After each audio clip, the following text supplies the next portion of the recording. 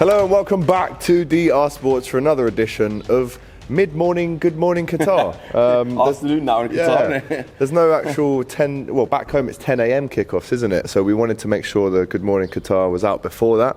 But now we get a little bit of more of a lie-in, to be honest, just because, you know, it's the schedule's changed. So anyway, right, still the morning back home, but out here it's past midday. So we're enjoying ourselves. Myself, AGT and Flex. We were at the games yesterday. Some really good games. Had a great day yesterday. How was your game yesterday?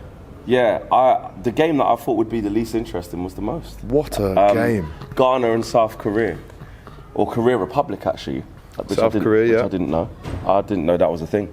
But yes, that game just ignited. I really thought it'd be quite boring, especially when Ghana got 2 goals, went 2 up, and the manner of the goals were so poor. I was like, oh yeah, South Korea are very good. This Ghana probably going to come out second half, get a couple more, could be 3 or 4 this. And they bring it back to 2-2, and it just had everything. Yeah, 100%. It had absolutely everything. And then the scenes afterwards with the Ghanaian fans was insane. And as you lot have seen here in DR, they are waiting for Uruguay, mate. They have got especially something Luis Suarez. And you know the funny thing about it is that 100% they're not going to forget what happened 12 years ago. Yep. And he don't even play anymore. But you think they're going to forget? No Nah, way. the Black Stars, mate, no chance. And do you know it was funny because we were talking earlier about how we probably would have done the same in the situation. You know, saving your country, handballing it on the line. Yeah, imagine that was Harry Maguire. Yeah. You know, he'd be, and we went on to they did win that, and they went on to the semi-final, didn't they? He'd be lauded as a hero. Unbelievable, mate. And don't you think it's so crazy, right, how you can be 2-0 up and within 3 minutes you've thrown away that lead? It's so dangerous. The science behind it. I mean, it happened in the other game as well. It happened in the Serbia game as well. That game was 3-1 up, and that then was crazy, yeah. You know, within 3 minutes, it's 3-3. Yeah, it's unbelievable how many times it happens, right? That was a great game as well. The early kickoff yesterday. I was at Brazil-Switzerland last night. A fantastic Casemiro winner, if I'm really honest. A great finish, Man United man, obviously. You know, the quality wasn't there from Brazil last night. They lucky they got that goal, because if that ended up a draw, I think they would have got a bit of criticism.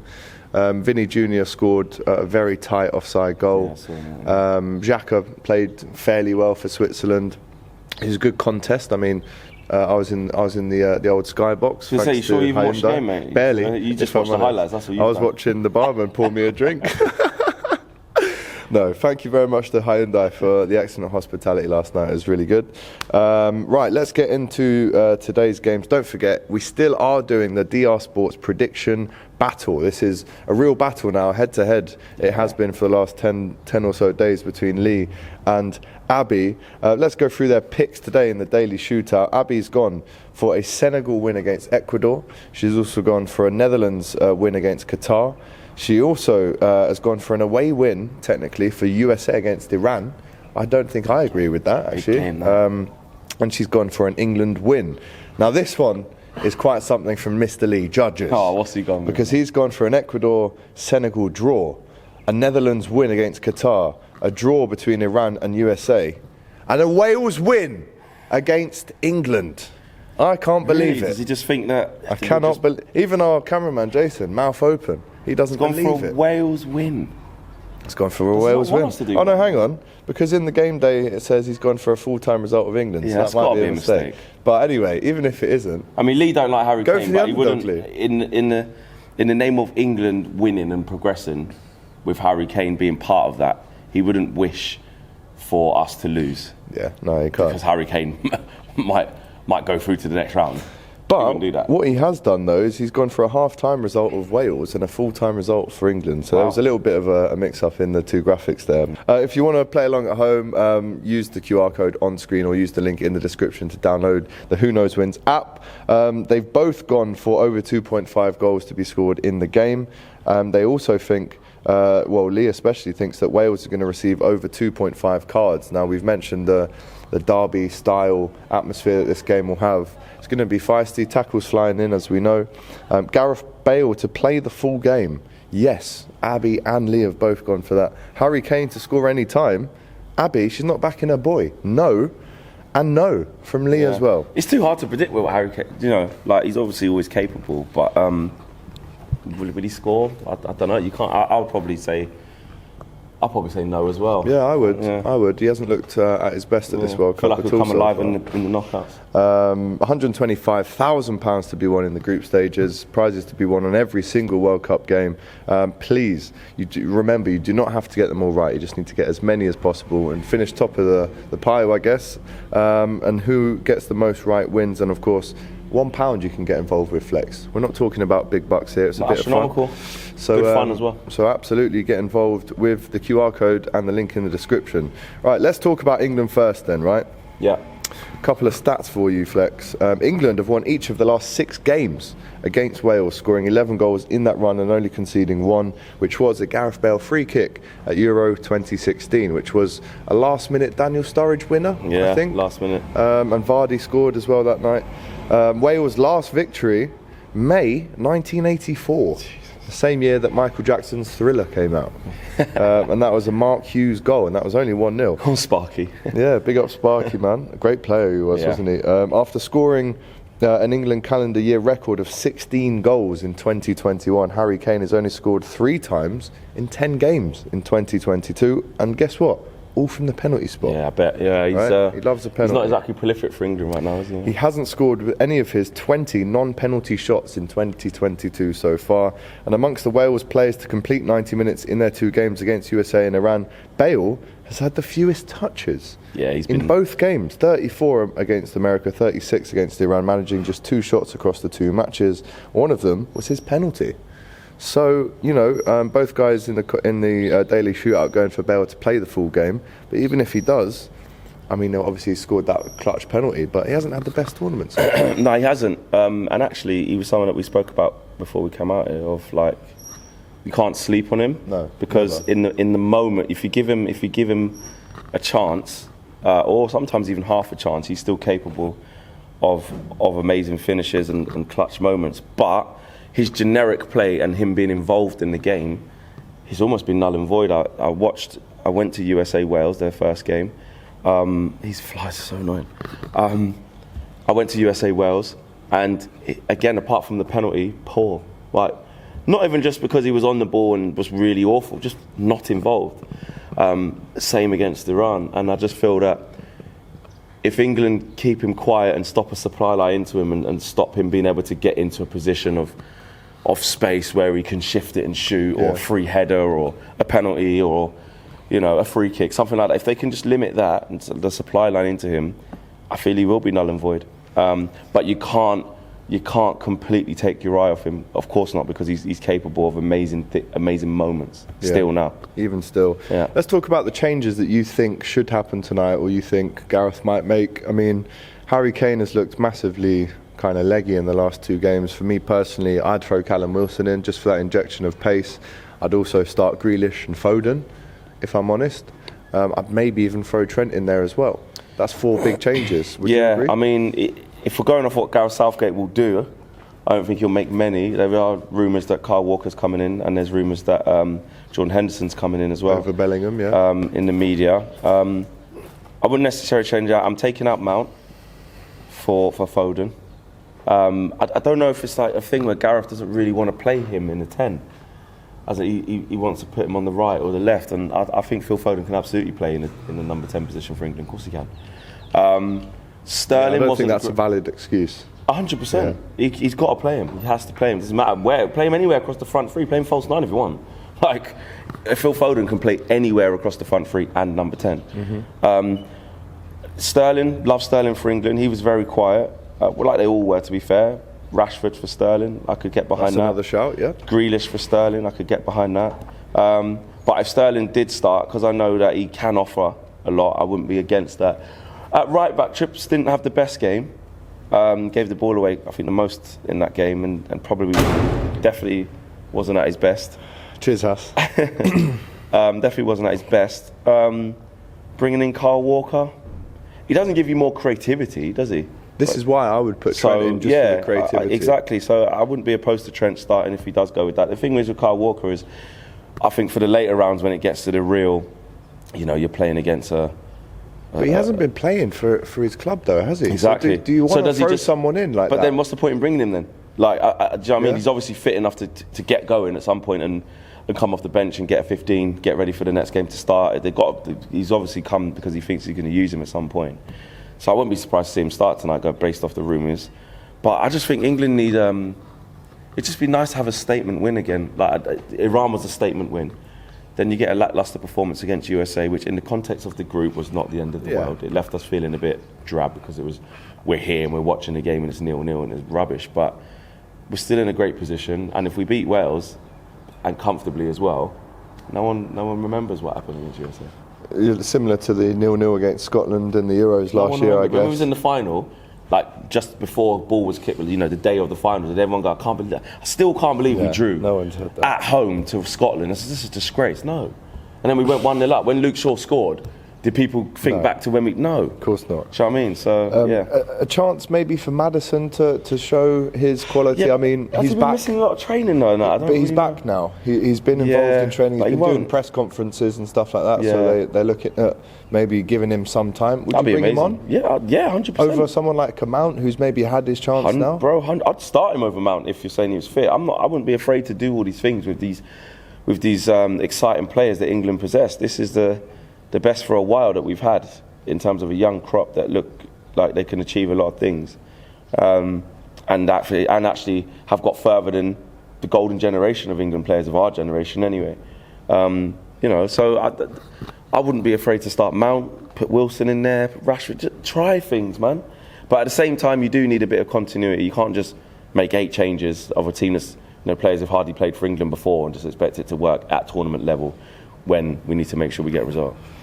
Yeah, massive game tonight. It really is the late kickoff. England versus Wales at the Ahmed bin Ali Stadium. Yes. Have you been to that one? I have. That is where all of Wales' games have been. So I went to Wales USA there. Me and Jason were saying it's a proper nice stadium. Yeah. Got all the lights around it, really futuristic looking. Got a mall opposite. Nice.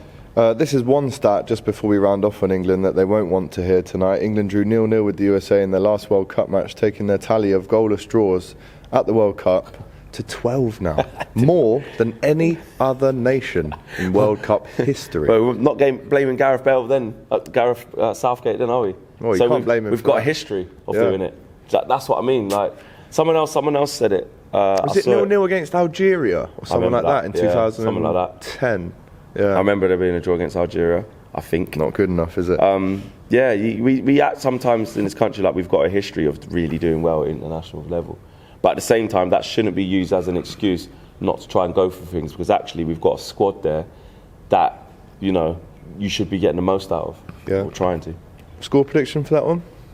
Don't think we smash Wales. Wales are going to give it everything they've got. They're going to hang in there, make it ugly.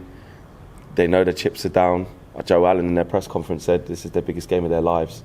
Wow. He said that. So when you get players saying that, mate, it ain't going to be easy. 1-0. I'll go 2-1 England. Yeah.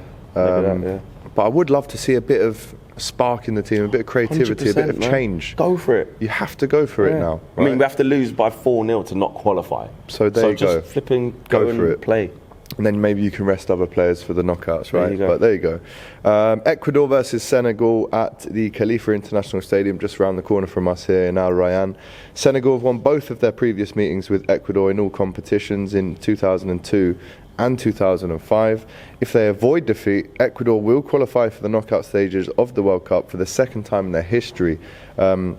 Also doing so in 2006, and it would be the first time they've gone through an entire group stage unbeaten. Wow. Ener Valencia on fire, 3 goals so far, a real legend in terms of scoring goals at a World Cup for Ecuador. But for Senegal, they go into match day 3 with the chance to qualify for the knockout stages of the World Cup for the first time since 2002. Current manager Ali Cisse played in 4 of their 5 matches in that tournament. Yeah, he's looking, in the 3-1 win over Qatar, Senegal had 3 different scorers in a World Cup match for the first ever time. Interesting. And as we know, Ener Valencia has scored each of Ecuador's last 6 goals at the World Cup. So they're going to be massively reliant on him to come through with the goods again, because if he doesn't score, you struggle really to see where the goals are coming from. Yes, exactly. And I think this is one of them games where you might think, that might be a bit, I don't know, it might be a bit boring. But I don't think it will. I think that game will throw up some good energy, kind of 2 unpredictable teams. with a lot on the line there as well. Because like I time. said, if you're Ecuador, you avoid defeat, you're through. And the Senegalese are looking to do the same thing as well and get a W. And what would they? They'll top the group if they win that, isn't it? So, yeah, that is one of them games where I think don't sleep on.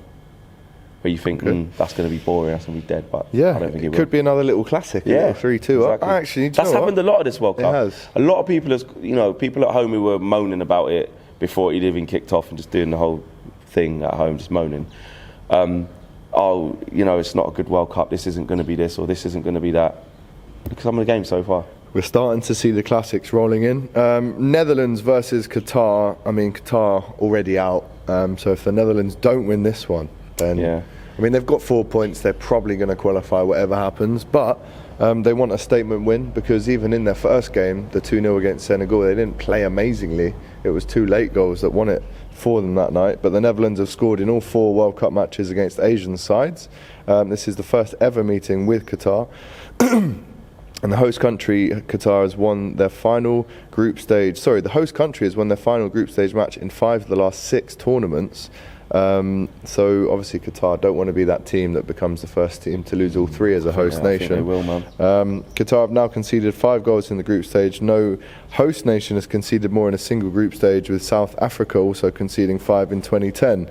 But Cody Gakpo, who allegedly might be joining Manchester United in January, very soon, he was kind of batting away the question, wasn't he, in the press conference, which he should do, I think. Don't take the focus away from the 100%. team. He's been directly involved in at least 1 goal in his last 5 appearances for Holland. In all competitions, 4 goals and an assist. He's also been involved in 34 goals in 28 appearances, 16 goals and assisting 18 this season this year, alone. He's killing it this year, yeah. Some people would say, as like a wing forward, those numbers would be good for across 2 seasons. Yeah. Man's doing it in half a season. Yeah, he's doing really well, man. That's the reason why there's a lot of hype about him. It's the reason why Manchester United are interested in him. I think Southampton and Leeds wanted him after he didn't go Man United in the summer. He turned them 2 down, probably with the perspective of bigger things on the horizon. Club, and with Ronaldo leaving Man United when he did last week, it looks like it's fast forwarded that interest. Whether we get him or not, I don't know. It's not imminent, but around 60 would get him, do you reckon? Oh yeah, definitely. Yeah. That would get him. Yeah, but I mean, he was 35 in the summer.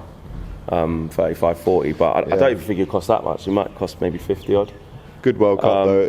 Good World Cup. And PSV don't want to lose him, but they need to raise money as well at the same time. So I think they'll be happy medium. And but look, just him and he's just performing well. And the Netherlands, they've done their thing in their 2 games. And Qatar, not been great, is it? I mean, it's been amazing being here. It would have been nice for their fans to see a bit more from their team. But I suppose they wouldn't have. What's their first ever World Cup? And they're getting it by a host. So, I feel like the fans won't be that disappointed, the Qataris, but I fear for them for breaking the records that they don't want. And will we see them in the World Cup again? I don't know, man. When you speak to a lot of Qataris here, and when we've been over at the Aspire Zone, they talk about the guy who runs it, or there was a manager there, he was explaining to me about the funding and that they've put into that, and the young players coming through their academies, and I think Liverpool and Real Madrid, PSG, I think he said they got like academies here, and they're pushing players through, and they're putting a lot into it, and you want to see the legacy left after a World Cup mean something. So for Qataris, hopefully they can. They'll be hoping. Yeah, but it'll be difficult. Yeah, man. I'm going to go with a 4-0 win for Holland. 4-0. Yeah. After all that. After all that. Yeah, all of that, mate. Yeah, the infrastructure's good, but we're losing 4-0. So. 4-0. No, 4-0. Yeah, the players. I mean, Memphis is kind of yet to turn up. Obviously, Virgil at the back. I can't see anyone getting in round him and scoring a goal. Yeah. And Frankie De Jong, unbelievable player, as we know.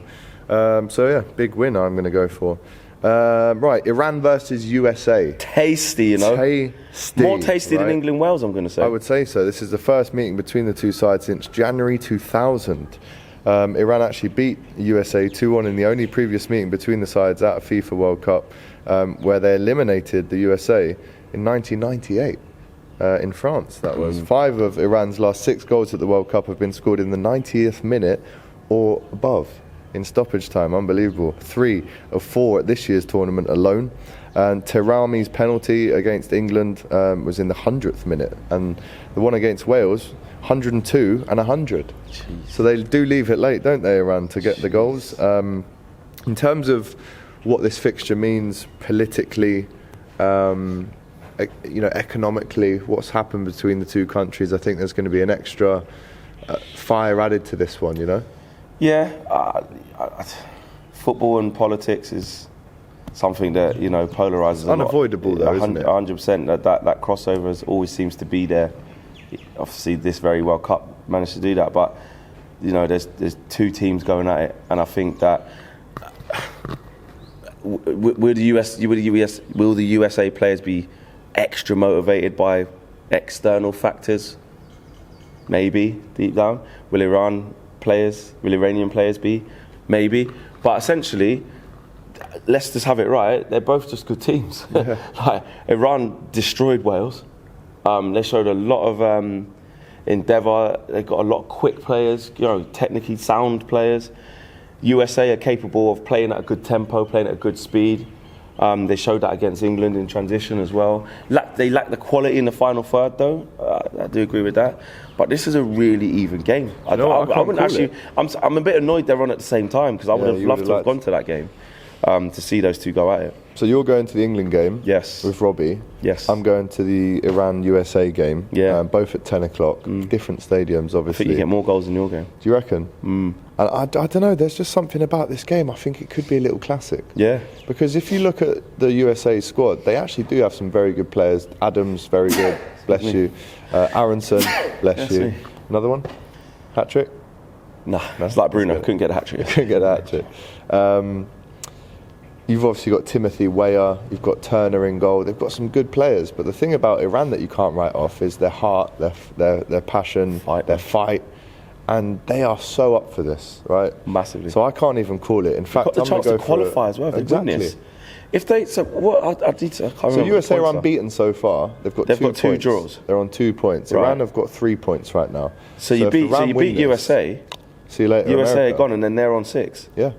Send them back to soccer school. Jeez. Yeah. I'm going to go with a 2-2. 2-2. So if they draw and England beat Wales, who goes through then? Do you know what? I'd have to get the old calculator. And the because Iran are on 3, so then they'd be on 4. And then that means that'll be a third draw in a row for USA. So Iran will go through. Iran and England. So basically, Iran only need to avoid defeat. And they're through. And they're through. And they're through regardless, because Wales are on 0. Yeah. Oh no, they're on 1. Yeah, they're on 1. But they'll still not have more than England. Yeah, so it'd still be Iran and England. USA have to win. Yeah, must-win game. Absolute must-win So after game. all the USA fans, and I say all of them, I'm talking about Alexis, because he's my guy. he was giving it a lot, wasn't he? He's messaged me saying, oh yeah, this, that, and the other. I might not even go through, mate. Wow, Iran might beat you to it. Imagine that. Can you believe it? Right, well there you go. There is your mid-morning, good morning Qatar show with myself, AGT and Flex. We'll be at the games tonight, and we'll be back tomorrow again for you. And of course, bringing you all the action from both stadiums tonight as we have another great day of football here in Qatar. Flex, thanks for joining me this morning. Take care. We'll see you later. Peace. DR Sports is entering the metaverse. Welcome to Habbo. Come play games and chat about the latest football drama. Meet up with friends, meet new people, and have a great time. I'll be there on special VIP days. Click the link or go to the website at habbo.com.